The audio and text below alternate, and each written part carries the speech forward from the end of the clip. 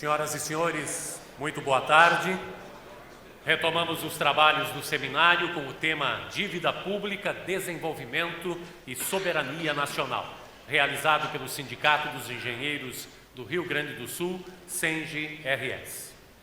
Agradecemos mais uma vez as entidades patrocinadoras e apoiadoras do seminário: Conselho Regional de Engenharia e Agronomia, CREA Rio Grande do Sul, Federação Nacional dos Engenheiros, Central dos Sindicatos Brasileiros, Sindicato dos Administradores do Rio Grande do Sul, CEAP Sindicato, Sindicato dos Auditores Públicos Externos do Tribunal de Contas do Rio Grande do Sul, Federação Nacional dos Servidores dos Tribunais de Contas, Sindicato dos Técnicos Científicos do Rio Grande do Sul, Fundação CE Senge Previdência, Uniodonto, Amauri Bueno Seguros e Icatu Seguros.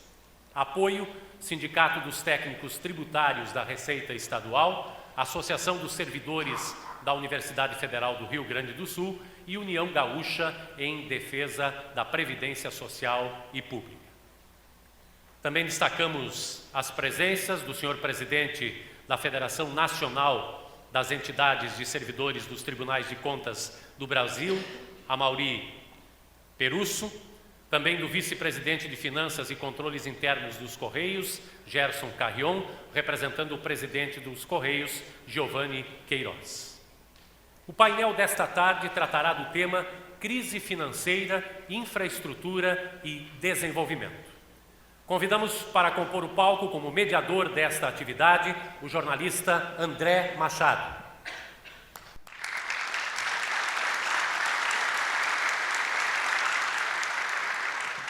André Machado é jornalista formado pela PUC do Rio Grande do Sul, jornalista do Grupo Bandeirantes com atuação em rádio e TV, é apresentador das rádios Bandeirantes e Band News e comentarista da TV Bandeirantes. Atuou também no Grupo RBS e foi professor da Faculdade de Jornalismo da Unicinos. E os nossos painelistas: Maria Lúcia Fatorelli, coordenadora nacional da Auditoria Cidadã da Dívida.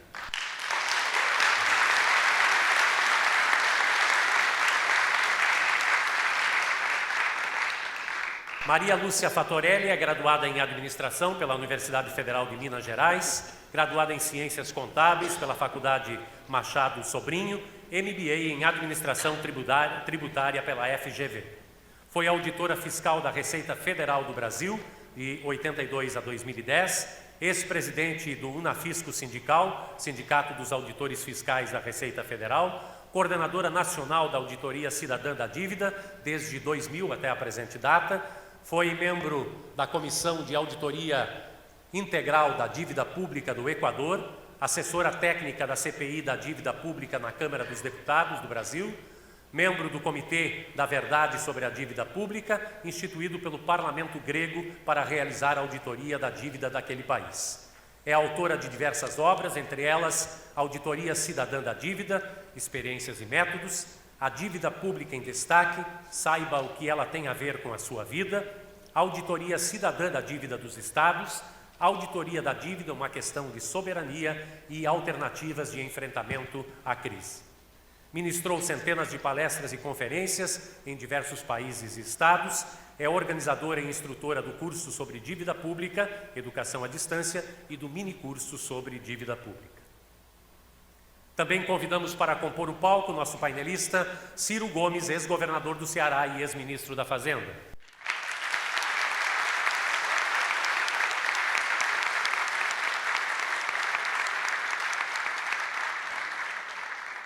Ciro Ferreira Gomes, em 1982, com 25 anos, elegeu-se deputado estadual. Em 1986, reelegeu-se deputado e logo assumia a liderança do governo de Tássio Gereissati na Assembleia Legislativa do Ceará. Em 1988, Ciro foi eleito prefeito de Fortaleza. Em outubro de 1990, aos 32 anos de idade, Ciro venceu as eleições para o governo do Ceará, tornando-se o mais jovem governador da história do país. Também foi reconhecido como o governador mais bem avaliado do Brasil. A convite do presidente Itamar Franco, Ciro Gomes assumiu o Ministério da Fazenda. Foi candidato à presidência da República nas eleições de 1998 e 2002. Convidado pelo presidente Luiz Inácio Lula da Silva, assumiu o Ministério da Integração Nacional. Na eleição de outubro de 2006, Ciro Gomes candidatou-se a uma cadeira de deputado federal, sendo o mais votado proporcionalmente de todo o país. Em 2013, a convite do governador do estado do Ceará, Ciro Gomes assumiu a Secretaria Estadual da Saúde. Ciro Gomes é também autor dos livros No País dos Conflitos, O Próximo Passo, uma alternativa prática ao neoliberalismo, em parceria com o professor Mangabeira Unger, e um desafio chamado Brasil. Também convidamos nosso painelista, Germano Rigotto, ex-governador do Rio Grande do Sul.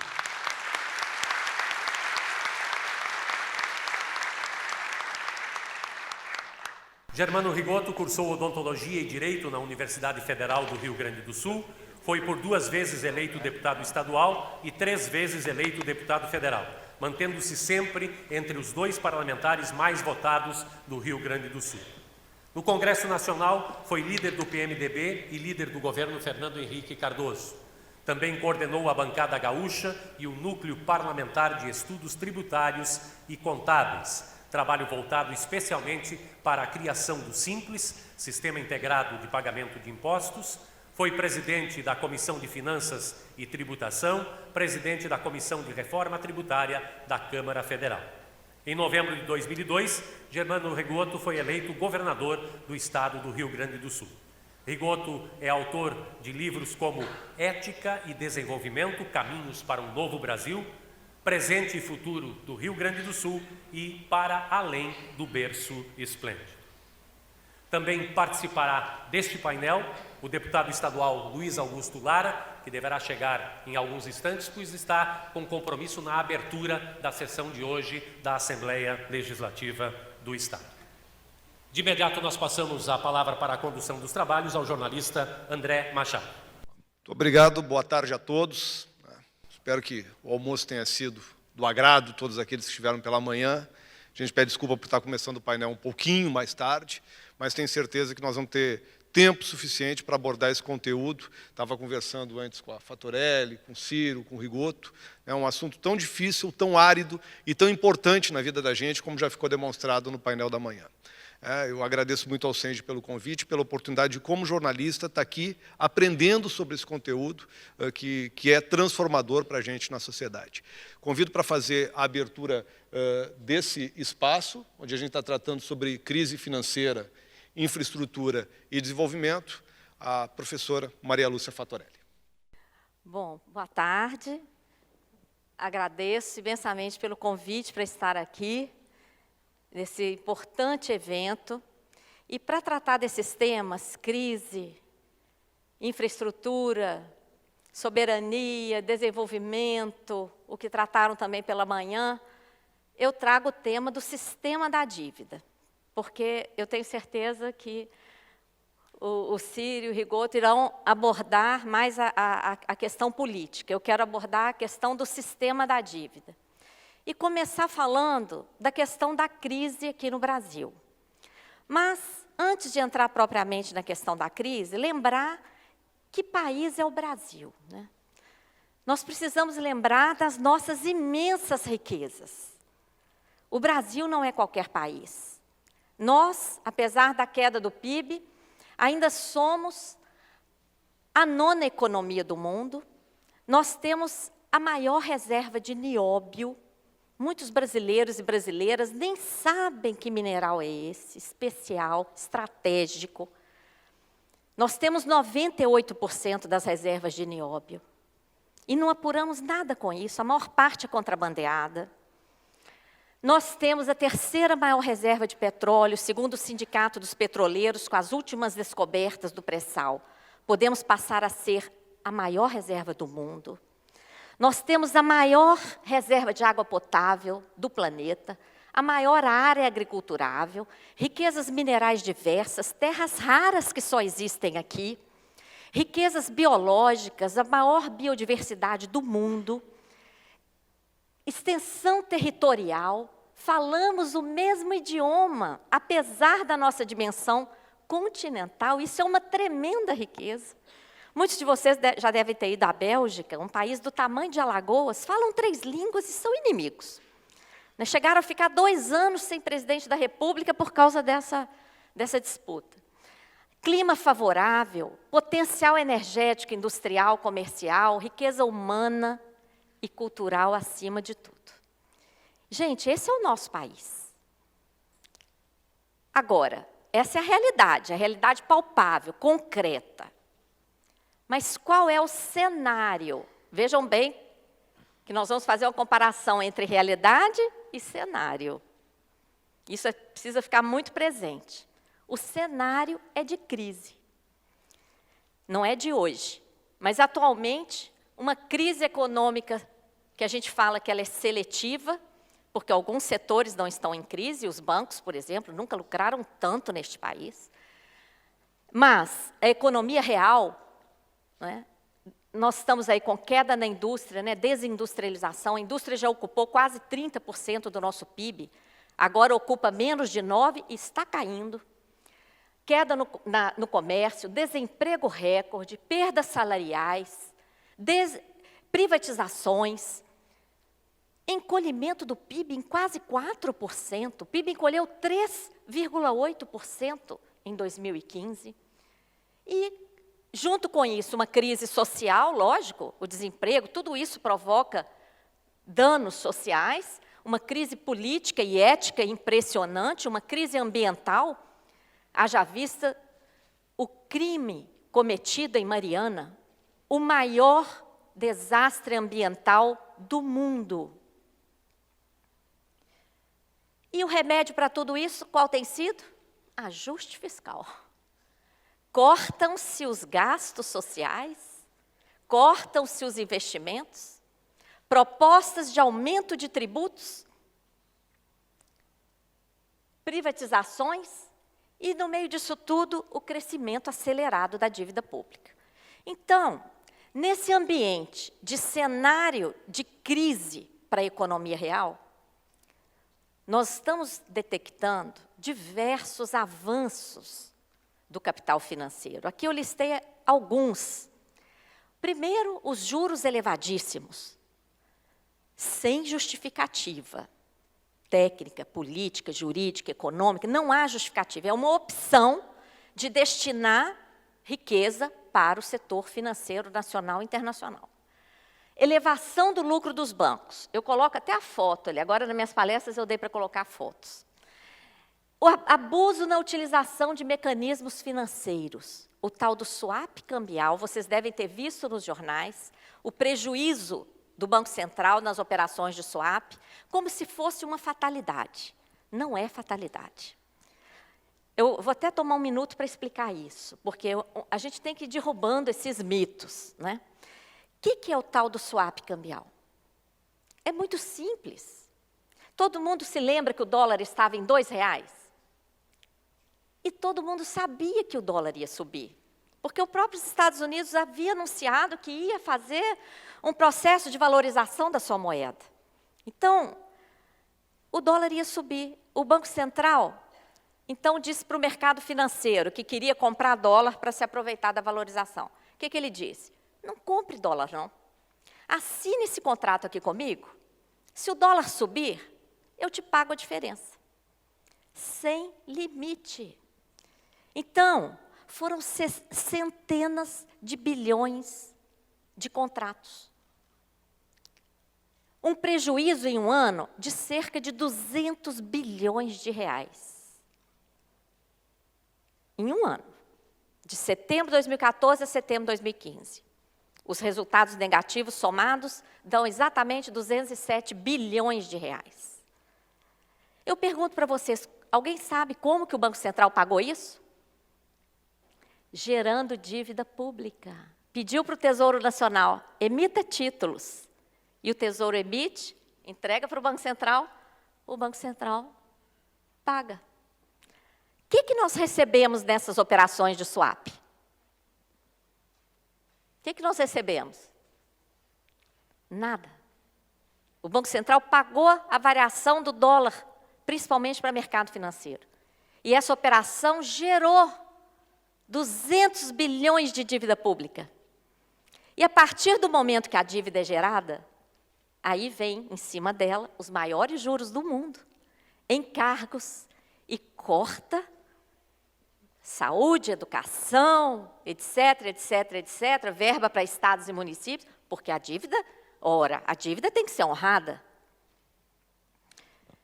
Abuso nas operações compromissadas, que é outra coisa que eu faço questão de explicar, porque é muito importante, que é uma das principais travas da nossa economia hoje. Isso aí é uma política monetária super errada, imposta pelo FMI ao Brasil. O que significa isso? O Banco Central estabelece para o Brasil uma base monetária. Base monetária significa o volume de moeda em circulação e o volume de depósitos à vista. Então, é o dinheiro circulante no Brasil. O Banco Central estabelece uma base monetária de apenas 5% do PIB. É ridiculamente baixa. Por quê? Todos os outros países que têm economia comparável à do Brasil, as grandes economias do mundo, a base monetária chega a 40% do PIB. Então, aqui no Brasil é 5%, então não tem dinheiro para nada.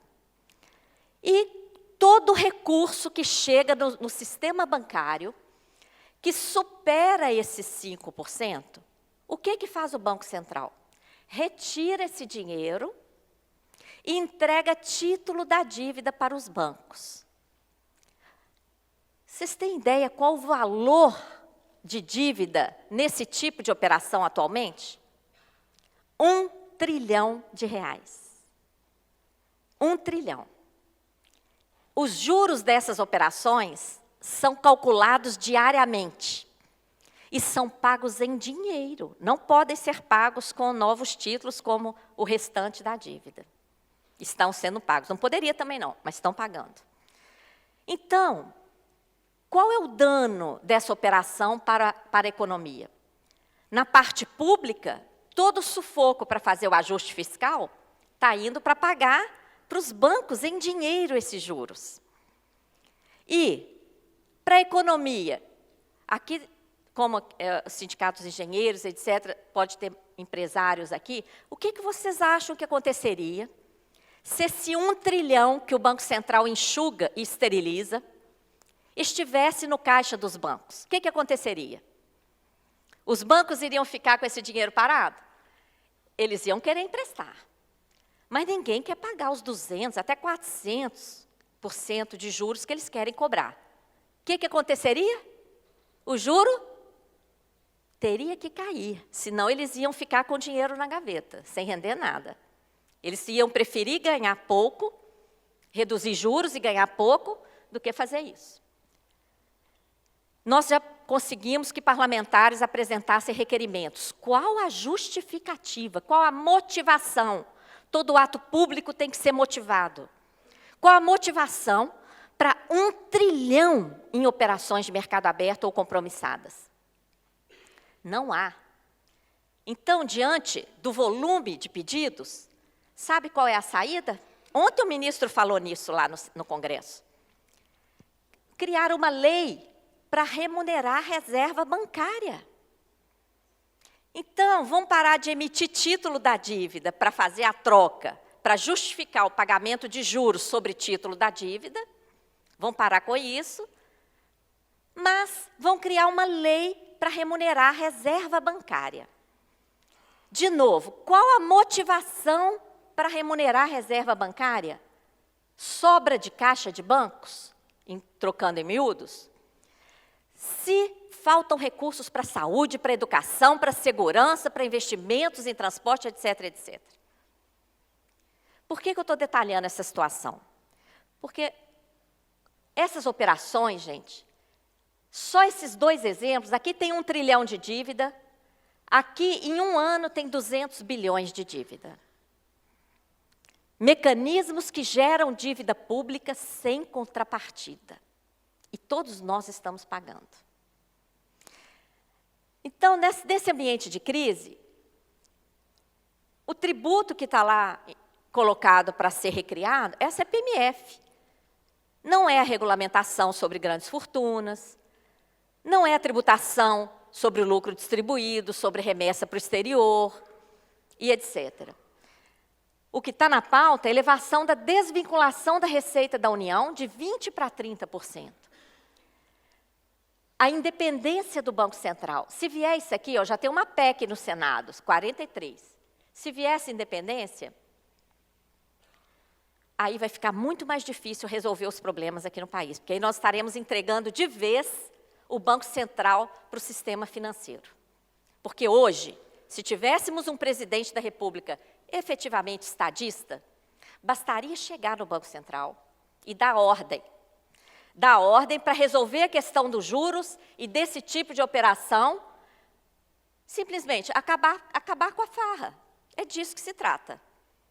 Colocar o Banco Central para voltar a ser o Banco Central do Brasil, porque ele está sendo o Banco Central dos banqueiros, né? Só para dar mais um exemplo dessa situação da dívida pública, sem justificativa, agora em março, nesse mês, nós emitimos $1,5 bilhão de dívida externa, com juros de cerca de 8% ao ano. Aí nós fomos investigar para onde foi o dinheiro. Sabe para onde foi? Para ser somado às reservas internacionais, que não rendem nada para o país. E nós já temos 370 bilhões de dólares de reserva. Emitimos mais $1,5 bilhão para ser somado a uma reserva que não rende quase nada ao país, mas nós vamos pagar 8% sobre ela. Qual é a lógica? É por isso que nós falamos que existe um sistema da dívida, né? Em relação à crise, né, muita gente situa a crise na gastança, nos servidores públicos e etc. O rombo, gente, das contas públicas está na parte financeira, está na dívida pública. Eu falei que agora eu tenho tirado fotos, né? Não preocupa de entender todos esses números, não. Só vou mostrar dois aqui. Esse quadro é o quadro do Banco Central para títulos públicos federais, ok? Está vendo aqui títulos emitidos? 2015. Qual era o valor em janeiro? 3,2 milhões, mas o quadro é em milhões, então são 3 trilhões. O volume de títulos da dívida interna em janeiro de 2015 estava em 3,2 trilhões, ok? Nós chegamos no fim do ano a 3,937 trilhões. O que significa isso? Em 11 meses, porque isso aqui é 31 de janeiro, de 31 de janeiro a 31 de dezembro, a dívida interna cresceu 732 bilhões de reais. Se a dívida fosse o que, em geral, as pessoas acreditam, ou seja, só existe uma dívida se há uma entrega, correto? E esse é o significado da palavra dívida para a gente, não é isso? Se a dívida pública funcionasse dentro dessa lógica, nós teríamos recebido em 2015 732 bilhões de reais. Se nós tivéssemos recebido essa quantia, nós estaríamos em crise? Estariam faltando recursos para investimentos? Qual é a contrapartida dessa dívida? Né? A maior parte está indo para pagar juros. E as taxas de juros brasileiras são abusivas. A Selic está em 14,25% desde meados do ano passado. Mas os títulos são negociados a taxas muito superiores. Por exemplo, em 21 de janeiro foram negociados títulos a 16,81%. Isso é insustentável. E por que isso acontece? Porque o Tesouro Nacional emite os títulos, o Banco Central leiloa. E quem pode participar do leilão? Um grupo seleto de 12 dealers, assim que eles são chamados, desculpa a palavra em inglês, mas é assim que eles são chamados, inclusive no site oficial. Vocês já viram o jogo de pôquer? Quem é o dealer no jogo de pôquer? É o dono das cartas, é quem manda no jogo. Aqui também. Por quê? O Banco Central oferece os títulos e eles ficam lá. Eles não compram. Eles só compram quando a taxa chega no patamar que eles querem. Então, a Selic já está absurdamente alta e eles ainda exigem muito mais. E qual é a desculpa que o governo dá para nós, que pagamos a conta, desse patamar abusivo de juros que não tem comparação internacional? Não tem justificativa. Qual a justificativa? Primeiro, que os juros altos seriam para controlar a inflação. Só que juros não controla o tipo de inflação que existe no Brasil. A nossa inflação é provocada principalmente pelo aumento abusivo dos preços administrados. Vocês viram que ano passado só a energia subiu 54%. Nós temos telefonia caríssima, gasolina caríssima, todas as tarifas no Brasil são caríssimas, principalmente depois das privatizações, não é? E subir juros vai fazer baixar o preço da energia? Vai fazer baixar o preço do alimento por conta de uma política agrícola totalmente equivocada também? Não resolve, gente. É uma desculpa para remunerar o capital. A outra desculpa para controlar a inflação é a base monetária restrita, aquela que eu expliquei, que enxuga o volume de moeda para controlar a inflação. Ora, mentira. Quer ver um exemplo? Se esse recurso, esse 1 trilhão, em vez de ser enxugado pelo Banco Central, se estivesse nos bancos, sendo direcionado para investimentos, em energia, por exemplo, não teria faltado energia. Energia estaria muito mais barata, não teria subido 54% ano passado, e não teria provocado essa inflação. E nós não estaríamos em desemprego. Então, é uma política totalmente errada. Nós passamos a ser um país que não emite moeda, enxuga moeda, mas emite dívida à vontade. E aí os bancos emprestam à vontade, a taxas altíssimas, amarrando, travando. Quantas indústrias quebraram porque não deram conta das suas dívidas, dos juros de suas dívidas? Então, sobre esses instrumentos, recentemente eu publiquei um artigo, o Banco Central está suicidando o Brasil, parafraseando o Piketty, que fala que seria um suicídio o Banco Central não utilizar os instrumentos de política monetária, que é reduzir juros e emitir moeda. Aqui, o Banco Central, além de não fazer isso, faz o contrário, né? Quem que está pensando essas políticas? Totalmente avessas aos interesses nacionais. Nós fomos pesquisar e encontramos.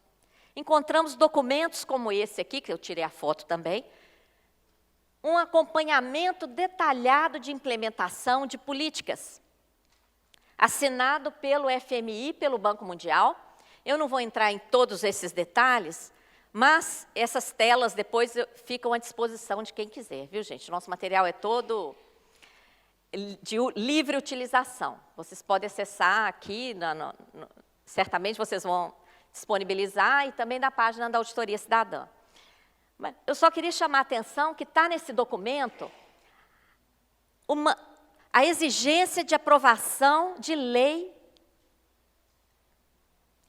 assegurando a autonomia do Banco Central, a perseverança com a política de controle inflacionário com metas, referindo-se ao juro alto, à base monetária restrita, tudo aquilo.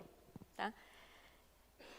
Bom, o resultado dessas políticas é esse. Esse é o nosso orçamento federal executado em 2014. Para a dívida pública, juros e amortizações foram destinados nada menos de 45,11%. Para a saúde, 3,98%. Para a educação, 3,73%. Para todos os estados e municípios, são 26 estados, Distrito Federal, mais de 5.500 municípios, 9,19%. E para a dívida, 45%. Que federalismo é esse? Né? Ciência e tecnologia, que é a mola mestra do desenvolvimento, 0,28%. Saneamento, em tempos de zika, chikungunya, etc., 0,02%.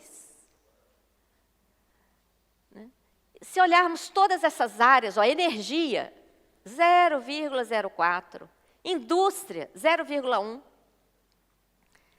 E a Previdência ainda tem 21,74%, graças à vinculação constitucional que querem desmontar. E não é à toa, é por isso que todo dia os grandes meios de comunicação atacam a Previdência, falam de um déficit que não existe. Se existisse déficit, para que DRU? Para desvincular a receita. Então, eles encontram o déficit fazendo uma conta errada, que depois a gente pode detalhar melhor no debate, mas eles olham só a contribuição do INSS e comparam com toda a despesa da Previdência. Quando a Constituição diz que a Previdência, junto com a saúde e com a assistência, fazem parte de um sistema integrado que é a Seguridade Social. E a Seguridade Social é financiada por toda a sociedade.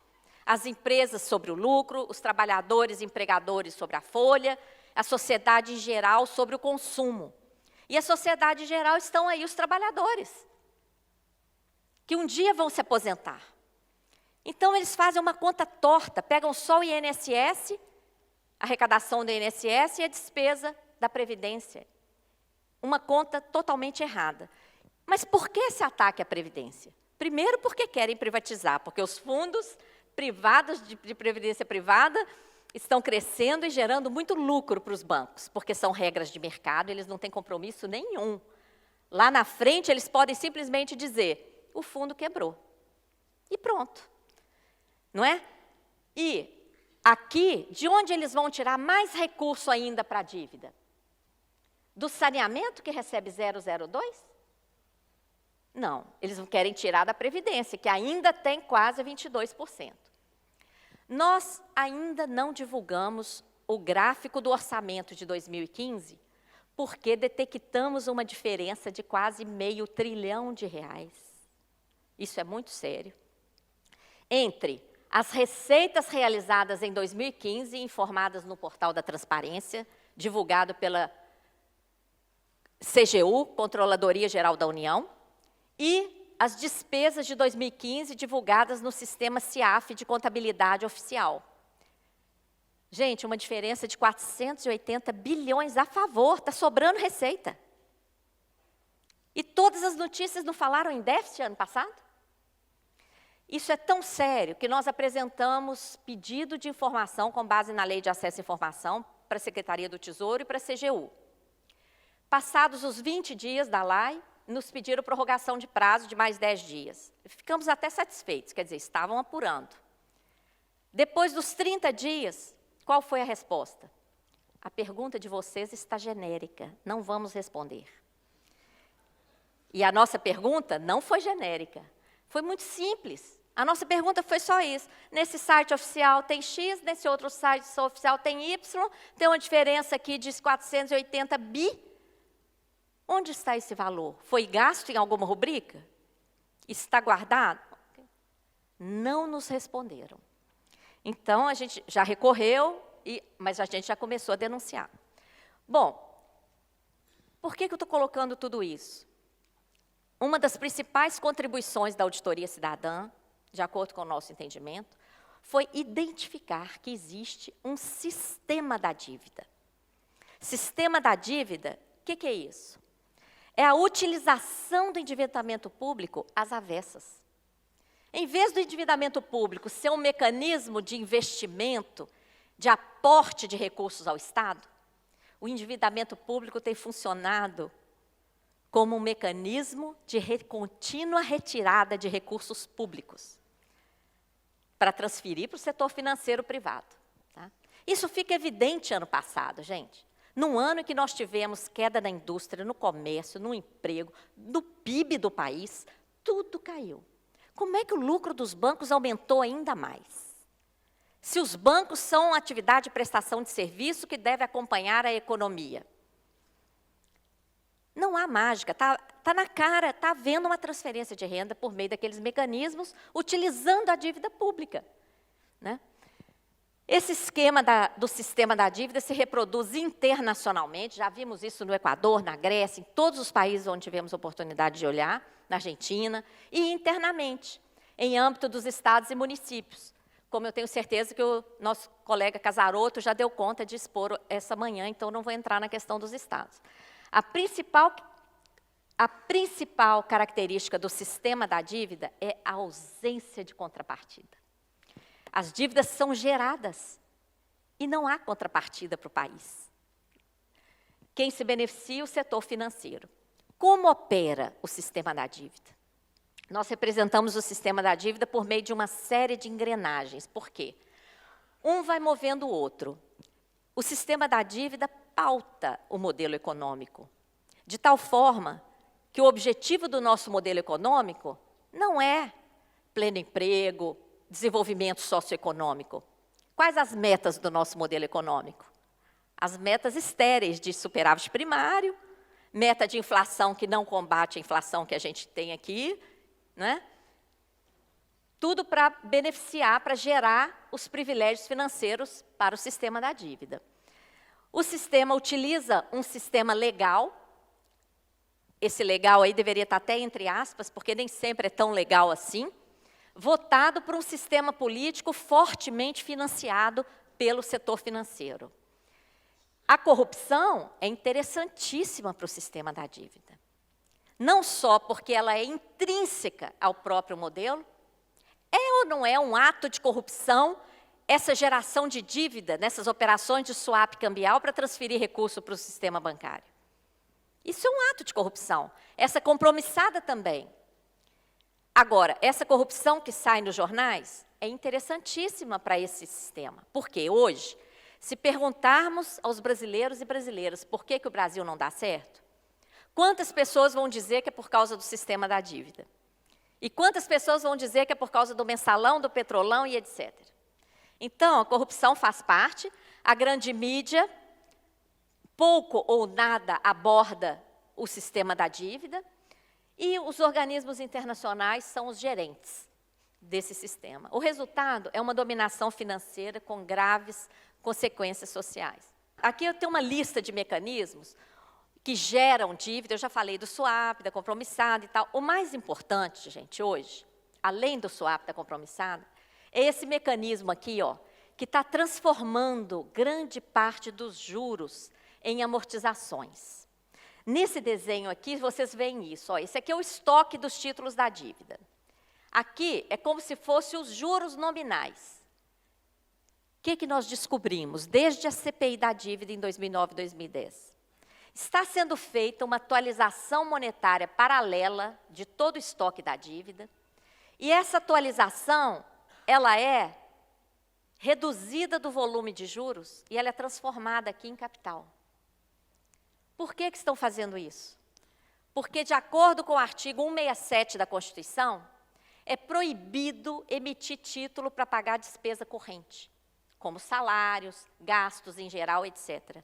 Com essa manobra aqui, isso aqui, gente, é a mega pedalada de bilhões, centenas de bilhões. E ela acontece, pelo menos, desde 1994. Tá? Desde o Plano Real. O resultado disso é, nós temos hoje uma dívida externa de 555 bilhões de dólares, bruta. Não vai dar para falar da geração dela desde a ditadura militar, mas é importante realçar a estatização de dívidas privadas, a suspeita de prescrição da dívida e a transformação, assim mesmo, em títulos no Plano Brady, que foram utilizados para comprar as empresas privatizadas. Né? A dívida interna, que explode a partir de 94, principalmente por causa daquele mecanismo da atualização monetária automática, mensal, cumulativa, e já atinge quase 4 trilhões de reais. Tudo isso que nós estamos falando aqui não teria a menor importância se não tivesse impacto social. E o impacto é brutal, inaceitável. Um dos países mais ricos do mundo, é considerado o mais desigual, 79º no ranking dos direitos humanos, penúltimo no ranking da educação entre os países da OCDE, 128º no crescimento econômico. Nós queremos saber que dívida é essa? Quanto realmente tomamos emprestado, quanto já pagamos, onde foi aplicado o recurso e só uma auditoria poderá responder. Temos que denunciar a omissão de todos os órgãos de controle. Congresso Nacional, Tribunal de Contas da União, CGU, Ministério Público, olham tudo, menos a dívida. E não é por falta de competência dos seus servidores, não, muito pelo contrário, mas não entra na pauta. Tá? Temos que denunciar também a desobediência a princípios constitucionais da transparência e motivação.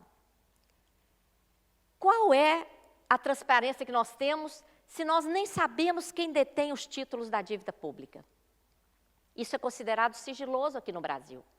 Não sabemos quem detém os títulos. O Banco Central chegou a responder na CPI que não sabia com quem estariam os títulos, porque os títulos são vendidos para os dealers e os dealers vendem no mercado secundário. Aí nós perguntamos, espera aí, se vocês não sabem, para quem vocês estão pagando os juros? Claro que sabem, mas não revelam.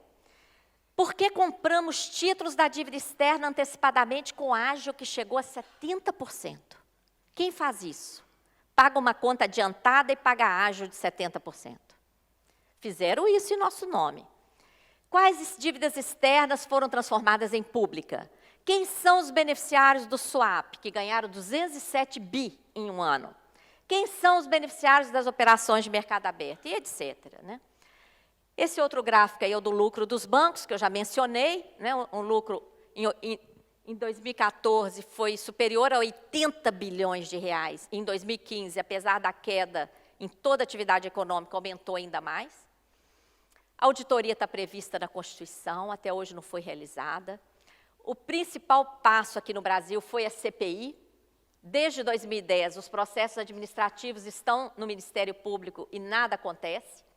O Equador fez auditoria e mostrou que é possível enfrentar o mercado financeiro. O presidente tomou a si um ato soberano com o resultado da auditoria, falou, eu recompro esses títulos por 30% do valor. O céu não desabou, o mercado financeiro entregou os títulos, ele anulou 70% da dívida, e o resultado, ó, esse aqui é o último gráfico, viu, André? O resultado é esse aqui, ó. Sempre o gasto com a dívida era o triplo do gasto social. A partir daqui do enfrentamento, após a auditoria, pela primeira vez o gasto social supera o gasto com a dívida, e quando ele anula 70%, olha aqui para onde veio o gasto com a dívida, e o gasto social foi aumentando. Aqui o gasto com a dívida aumenta, o que é importante, porque dizem que quem fizer uma coisa dessa nunca mais tem crédito internacional. Mentira, tiveram. Então, é isso. A estratégia de ação que a gente quer propor é o conhecimento dessa realidade. Por isso que nos esforçamos com publicações populares, cursos, vídeos, etc. Queremos criar uma mobilização consciente, corrigir as distorções do modelo tributário, criar uma frente parlamentar. Chamamos todas as pessoas para participar do núcleo da Auditoria Cidadã. Aqui em Porto Alegre nós temos um núcleo, estou vendo aqui o Josué, o Amauri, o Casaroto, muitas pessoas amigas aqui que participam do núcleo, que dirigem o núcleo aqui. Temos o curso à distância, nós precisamos reivindicar a auditoria com participação cidadã. E nesse momento estamos com a campanha pela derrubada do veto. Porque nós conseguimos incluir a auditoria no plano plurianual e Dilma vetou. Não é nem a convocação da auditoria ainda, é só a inclusão no plano. Foi vetado. Então, nós estamos com essa campanha, convidamos a todos para assinar, enviar mensagem para os parlamentares. Nossas publicações estão à disposição e agradeço, peço desculpas que eu passei do tempo, André. É urgente e necessário sair do cenário de escassez. É preciso ter muito presente na nossa mente que a escassez é cenário e viver na realidade de abundância, que é a realidade do nosso país. Nós temos que reivindicar isso e garantir vida digna para todas as pessoas. Muito grata.